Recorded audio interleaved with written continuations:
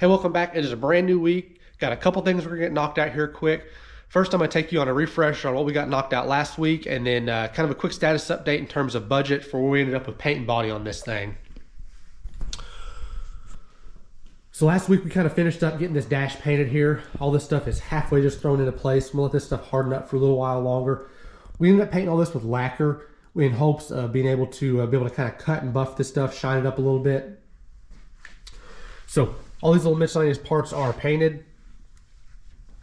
I was able to get these little indicator lenses installed that we were missing last week. So the green ones are turn signals, and the little orange ones are indicator lights. One is temp, and one is generator, and one is oil.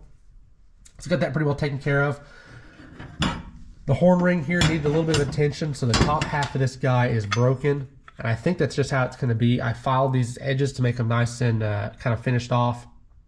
So unless I can come up with a horn ring for something relatively cost effective, this is just pretty well going to be where it's at. So that pretty well takes care of this. I did have one guy comment in the last video asking why I switched the temp and fuel gauges. So I total oversight on my part. Huge props to that guy, because I probably would have spent hours scratching my head trying to figure out why my gauges weren't reading correct. So got those switched back around, so we should be pretty well set to go there. I'm going to show you quick a spot I tried to polish some of this black dash paint over here. I think it needs a little more attention, but this, you can see this line here. So this is just black lacquer paint. There are some dust nibs in here, so I think I'm going to let this harden up a little bit more. And I'm going to try to go through with some real fine grit paper and cut some of these nibs down, but you can definitely see the difference. And this is just a heavy cut polish on a microfiber cloth by hand, done by hand, going to a fine cut compound, and then a little bit of car wax over the top of it. But big difference between the two here. So this is kind of the goal I'm hoping for in terms of the dash as a whole. But I would like to get some of these little nibs and whatnot taken care of. So I'm gonna let this harden up for a little bit longer. Try to get some of these little sanding scratches and whatnot out, and then we'll go across this whole thing and try to shine it up. So that's pretty well where we're at for that. Quick carry over here and show you where we ended up budget in terms of just paint and body work. So this does not include the handful of other miscellaneous parts and whatnot that we've already sourced and have sitting there waiting in the corner. So we'll go down the list one at a time, and I'll elaborate a little bit on what each of these are. So floor pans were 185 bucks. Those things fit like garbage, but we were able to get them nestled in here. Floor supports were 150, which is way too much for 3 or 4 pieces of metal, but kind of is what it is. Miscellaneous metal was 250, and that was just a couple miscellaneous pieces that I bought for patch panels to help stiffen up a couple supports. Just a few little one-off things. Welding material was 150 bucks, and that included welding wire and welding gas. We'll jump down here to miscellaneous. So miscellaneous included all my body filler, sandpaper, wire wheels, a couple cans of spray paint we used to paint the floor in here. So just a little bit of a couple one-off things. Paint supplies, 180 bucks. Now that was tape, paper, masking paper, tack cloths, all the cleaner, all little consumables that you just end up throwing away at the end of a paint job. Ended up coming in around 180 bucks there. Paint was 700. So reason that was 700 is I actually purchased a little bit extra for some other projects that I've got going. So that number could probably actually be choked back to $600 or $650 or so, give or take. But we did have to buy 2 kinds of primer. So we did DTM primer, since we had a lot of bare metal on the car, which is the DTM epoxy primer, and then we went back with high build primer, which I guess if a person was good enough at bodywork, you wouldn't have to do high build, but that's what we ended up doing. And then of course 2 colors of paint here, which we didn't use next to any of the white here. I mean, maybe a quarter of a gallon or so, and we used almost all of the orange, almost to the point where I was nervous about running out of orange at the end of the paint job, but got it done. It's no big deal. So 700 bucks there. And then that brings us to $1,865 for paint and body, which is not too horrible, all things considered. Now that is that's assuming that a person already has compressor, all the little sanding blocks and whatnot, which I bought a couple extra sanding blocks for this project that I did not include in this price. So stuff that I bought that's going to continue to be used here, I did not include in that. So a couple things like sanding blocks. I did buy a new paint gun for this project. Used some cheap ones in the past on other stuff and thought I would splurge and buy a little bit nicer one for this job here. So a couple of things like that. So, you know, all in all, I'm pretty content with it. I mean, I would say it turned out halfway decent for a, you know, a garage paint job. Now, as I've mentioned, this thing has got some orange peel, got some nibs in it, got some runs that we're gonna have to address, but nothing that we can't attempt to take care of it in time. So that pretty well takes care of where we're at for now. So I think this week the game plan is going to be, we're going to try to get the brakes on this thing while the engine is out. Gives us plenty of room in the front cradle here so we can run some new steel lines. And we'll just get all this cleaned up, get the old stuff ripped out here. So here in a couple minutes, I'm going to start unboxing all my brake parts. We're going to do power brakes, disc brakes. I'm leaving the rears drum. I think I've got the parts already to rebuild the rears. So I'll start blowing apart all my boxes here, see what all we have. We'll lay everything out, get some room in here, and then we'll just start diving off into it. All right, got this thing picked up on stands, all safe, so we're not bending over half the time. Pretty well ready to start ripping stuff off. So what we got up front is just manual drum brakes. It's all a single master system. So we're gonna put on a vacuum assisted master. It's gonna be a dual master, proportioning valve, the whole 9 yards like a modern vehicle would. So I have not decided yet if I'm going to leave the factory rear line in or if I'm going to plumb new hard lines all the way back. I guess I'm going to see what this thing looks like when I crack it open. My somewhat concern would be is if this thing is compromised anywhere down the line. I just don't want to get this thing all put back together, stomp the brakes, and blow a section of line out. So we'll look at that and kind of make a determination there. You know, if we have to switch it at a later date, it's not that big of a deal. It won't necessarily be any more work per se. I think I'm going to leave it plumbed on along this side, may kind of intercept in here, run across this cross member here, because we're going to have a proportioning valve over here that we're going to need to tie into. So I'll show you what it looks like for parts over here. So there's really two systems coming into play. So this is all of these stuff for the discs up front.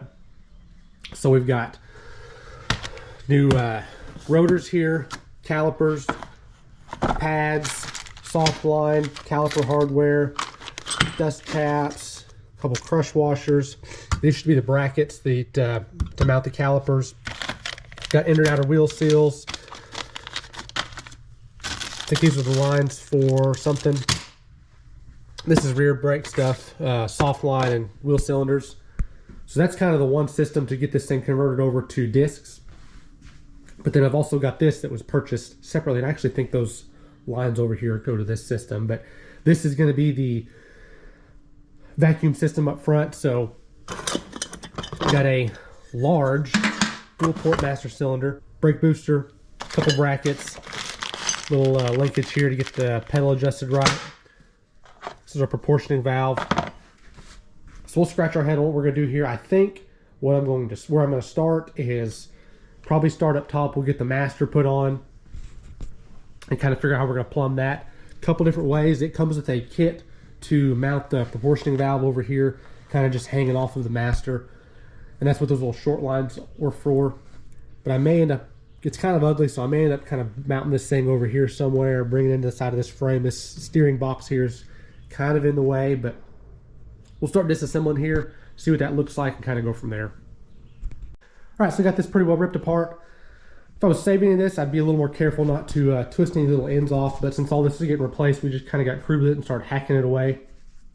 No big deal there. Everything actually came apart pretty easy, and the fluid that came out of this stuff is actually pretty clean. So hopefully that's the case with this line going to the rear. I probably am going to blow some air through it, disconnect it from the rear of the car, and just be sure everything nice and clean comes out of it. If it's all full of rust and kind of crud, then I probably will replumb it. But hopefully we can save it. That'll save a little bit of time here. So game plan is next, I'm going to start seeing how this master and whatnot vacuum booster bolt up. The only thing that's probably going to have a little head scratching is this brake pedal. There's a linkage in there. It's going to be a little bit different setup, so we'll pick away at that, figure out how that's going to bolt up, and then kind of go from there. Okay, so these are our firewall brackets. Just quick threw some paint on those so they didn't look too horrible. Probably going to touch them up a little bit after all this is bolted up. There's a little bit of paint work that needs to be done under this hood here, but got a halfway decent start to it.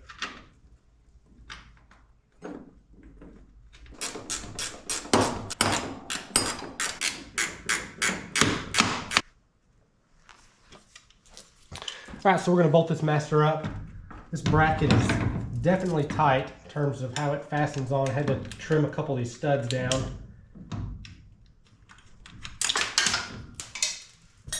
See if I can draw all of these before I get one on.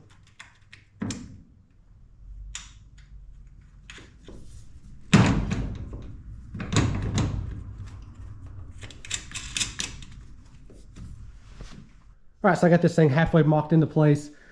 These fasteners are just finger tight on the booster side.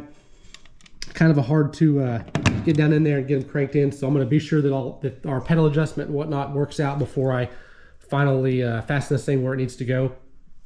So we'll crawl up under here, see what we can make happen with this. So there's, I was going to pick it up or not. There's our threaded rod coming through that's come out of the back of the booster. I can already see it. This thing looks like it's going to be way too long. So I'll do some trimming on that, get it kind of close, and I'll bring that back in and show you what it turned out like. So I went ahead and pulled this booster back out.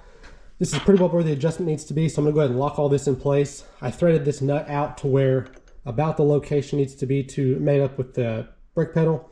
So I'm going to go ahead and snip this off right here. And I'll still have some adjustment here, and this is maxed all the way out here as well, so I should be able to thread this out as well if we need to gain a little more length. But for now, I'm going to snip this guy, throw it back in, go ahead and lock these guys together, and that should get me close, and I should be able to get this jam nut tied against this clevis here once we get it back into the car.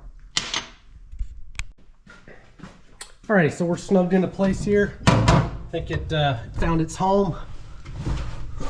So got all this adjustment like it needs to be. So those two nuts right there are locked against each other. Got to lock this one against this clevis right here, but I think that's going to work just fine. So we'll tighten that up. I got to throw a cotter pin in up here, and then we can move on to bolting the master to the booster there. Okay, so over here scratching my head on mounting up this master here as well as the proportioning valve. Now the master is no big deal. It pretty well only goes on one way. This proportioning valve here is kind of a head scratcher, so this kit comes with a bracket that allows you to mount this guy tucked up nice and tight underneath the master itself. I really would prefer not to do that, but I think that's going to end up what it's going to be, and I'll show you why. So really not a great area in here to mount this guy up anywhere that's going to be conducive to running these hard lines out of this thing without any just crazy bends. So I have thought for a second of snaking this guy in here, but I'm somewhat hesitant on that, not 100% knowing clearance issues in this area, and I want it to be able to get to this in the event that it needs to be serviced or we need to change something, leaking, all the above. So probably not going to go with right there at just and two, this bringing this rear line out of here to jump across to this side over here would be kind of tough. So I think we're going to forego that, and I'm probably just going to go with slipping this guy in right here. That'll at least make these initial lines coming right out of this guy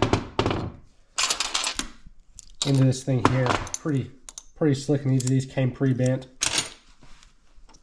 So we'll see. I may scratch my head on it a little bit more and go from there. I did go ahead and throw some quick black paint on this thing. I absolutely hate opening a hood and seeing these things all rusty. So looking pretty good here. We'll get this thing bolted up in a second, and I don't know, I may fiddle with it for a little bit and see what we come up with. Alrighty, so it's the next morning. Just kind of wrapped up last night where we were at. Did not get any farther along. Scratched my head all night on how and where I wanted to mount this proportioning valve. So long story short, I think this thing is going to be best served to mount it with the supplied bracket underneath the master itself. I think if I had the inner fenders already on this thing, I could probably form some sort of bracketry coming off of that would be semi-removable in the event that you wanted to snip this front clip off, but not exactly knowing where all this stuff's going to final mount up under here in terms of engine, transmission, inner fenders, accessories, all that stuff.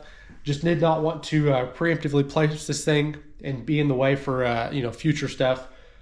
So we're just gonna go with the supplied bracket.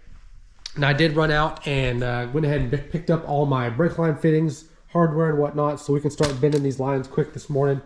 So I think that's pretty well we're gonna jump on.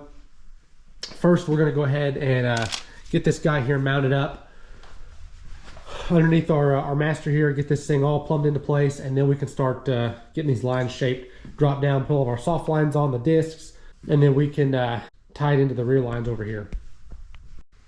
Got this master mounted up, super straightforward, just nothing to it. This valve bolts onto this bracket here, just sits on the bottom of this thing. So game plan here is I've got three ports to deal with. These two ones in the front here are going to handle the brakes in the front, and then I've got one here in the rear. We're going to put a reducer on, and that'll handle the rear brakes. We'll jump it down, take it across, and I think we're going to plumb into this existing line for the rear. So I don't know quite yet. I think I may run outside, grab one of my inner fenders here, and at least kind of halfway mock this into place, not permanently. I think I want to maybe try to at least the two lines here, maybe all three of them, bring them over here and support them on the inner fender, or at least have some sort of bracket in mind that comes off the inner fender. That way it's just not straight brake line dropping down to this front cross member here.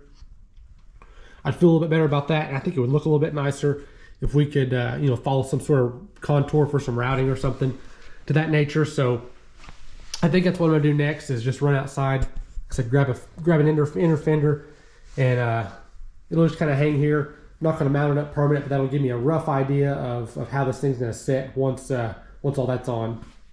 Okay, so I went in and just kind of quick bent this little piece here. Don't really like how it turned out. I think I'm gonna end up scrapping this one and start over. It's close to what I want, but I think I want it not quite as tight up against the inner fender here. So what I'm probably gonna do is, I do like the shape on how this thing kind of goes over, drops down and rolls over to my bracket over here. But I think I'm gonna hold myself off about 1.5 to 2 inches off of this inner fender and build a little standoff that's got a little angle here that the brake lines can kind of nestle against. And the way I can unbolt it and bolt it from this inner fender if need be.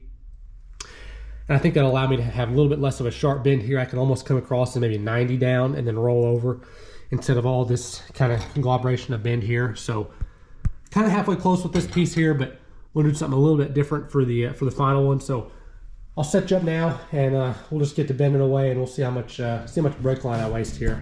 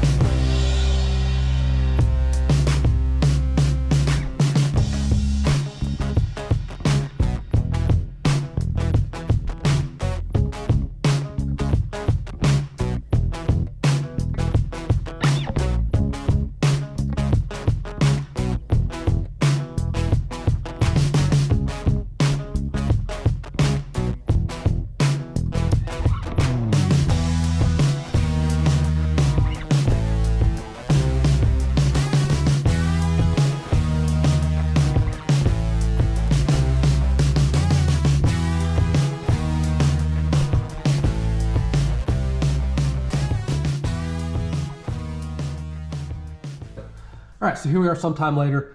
Got these lines halfway nestled into shape. They are not quite perfect, but I think I can certainly live with them. I have not decided yet if I'm gonna build a little standoff here off this inner fender to support these things. Probably a little bit overkill, so I hadn't decided there yet. But I will need to get some little insulated straps to tie these guys from vibrating around on this cross member. But other than that, they are pretty well good to go. Need to jump on the rears yet. So the rear drums are seized on like none other. So I've heated them up 15 times around. They're soaking in penetrant, so I'm gonna let those guys sit for a couple days, and then hopefully they'll cooperate then. But other than that, got all this hard line bent into shape, so that's pretty well wrapped for that. We can jump onto the discs up front and get that crossed off our list. All right, we're gonna start getting this front drum assembly removed. That'll be step one to get these discs put on. So This is the first time I've done a drum to disc conversion, so we're going to struggle together here.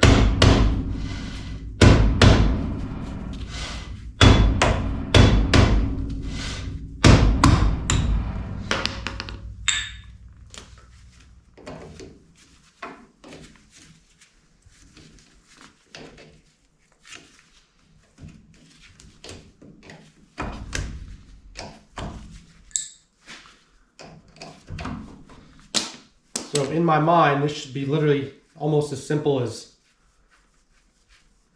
pulling this old drum off. Wheel bearings will come out with it. Spindle and all this knuckle and whatnot will stay the same. Shouldn't be that big of a deal.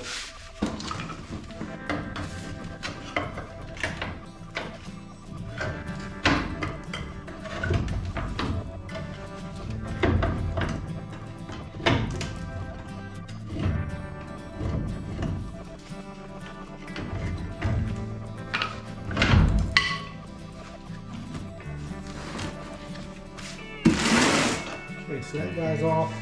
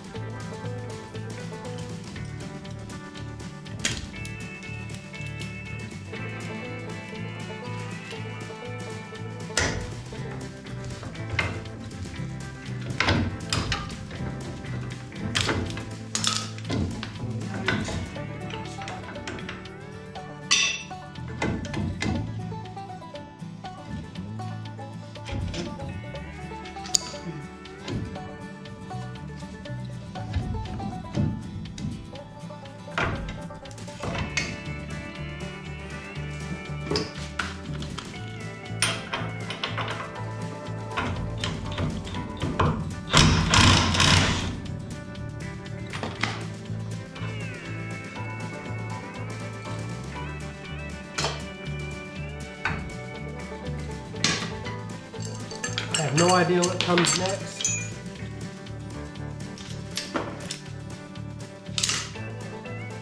If we utilize this backing plate or not, so we're gonna find out. All right, so let's just pull it apart the rest of the way.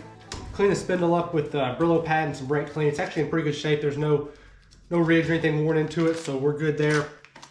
So I'll quick bring you in here and show you kind of what this thing, how this whole bolts up, and then we can kind of go from there. All right, so I'm going to try to keep you as close up here while I'm bolting this caliper bracket up. It's actually pretty simple. So you get two holes here that hold the backing plate on, as well as this little steering arm. So we're going to utilize one of those. There's going to be a spacer here to take up the space that the bracket's going to take up on this side. And you've got your big brake cylinder hole up here. So we'll throw a bolt in it. This thing's got a little contour built into it. So we're going to bolt on the back side of this here, and it'll be front up here, and this caliper is going to be, of course, rear facing. So we'll see if we can't slip some hardware in this thing.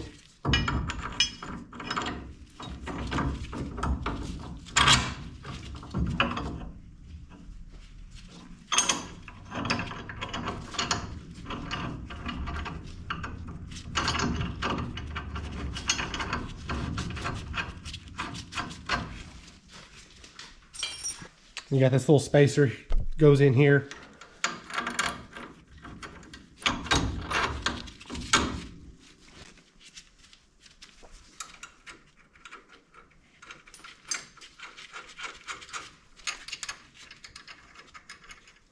So the issue with this kit, if you want to call it an issue, is that since we're utilizing the factory spindles, and this is all late model GM stuff, rotors and brake calipers and whatnot, it actually ends up spacing the front wheels of the car inward, I believe, an inch or an inch and a quarter. I'll have to look at the spec sheet to definitively say, but it does space the factory wheels inward, which may or may not be an issue for you.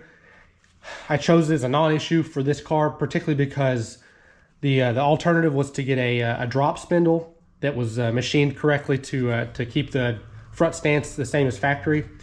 It was a little bit more money, and I did not want drop spindles on this car, since I believe we're going to try to go back with like an OEM look. So If we have to run a spacer for the factory wheels, if we use our factory wheels, that's what we'll have to do. If not, we're going to, it's up in the air what we've decided to do with wheels yet. So in the event that we get something different on wheels, we can buy something that's got a offset or a back spacing in it to account for this inward spacing. If not, we'll just run a factory or a spacer with the factory wheels. Not going to worry about it too much one way or the other.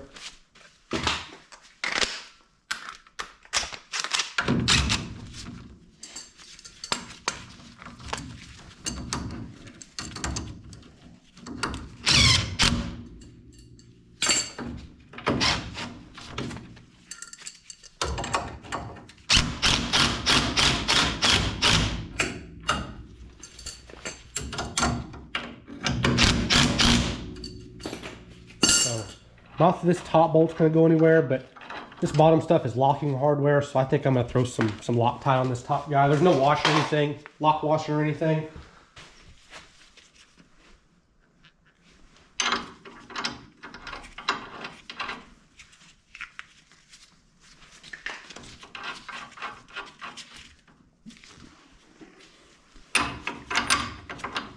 Since this is fouling with our steering arms here, we're gonna have to loosen these tie rod ends and bring those inward, I believe, about whatever the distance is that we just offset it. We'll cross that bridge when we get to that point.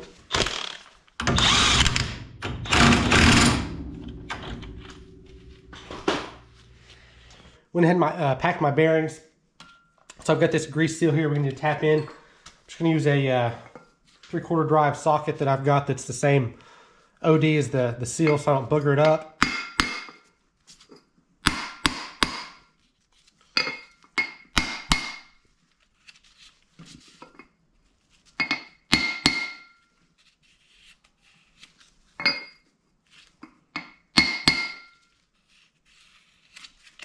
Okay, so looking good there. I'm going to throw a little grease on this spindle and we'll slide this guy in.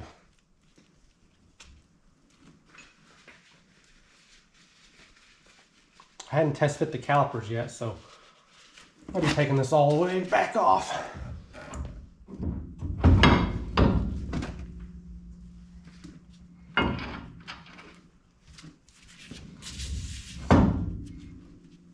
All right. Kit comes with a couple of these washers, Newcastle nuts, and cotter keys. So we'll throw these on.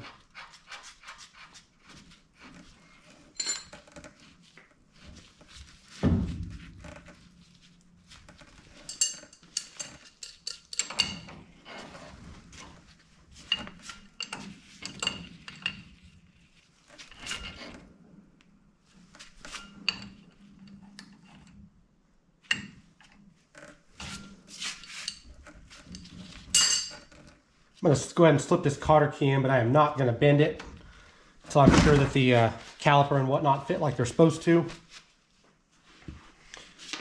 So we'll go grab that guy and see what that looks like.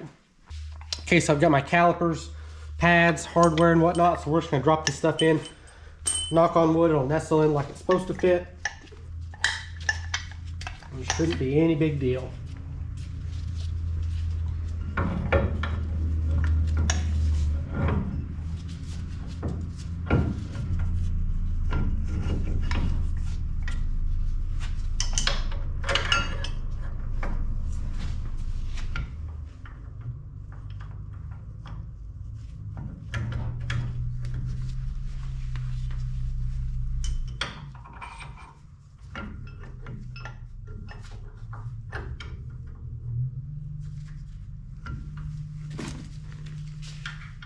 Get these things cranked in tight.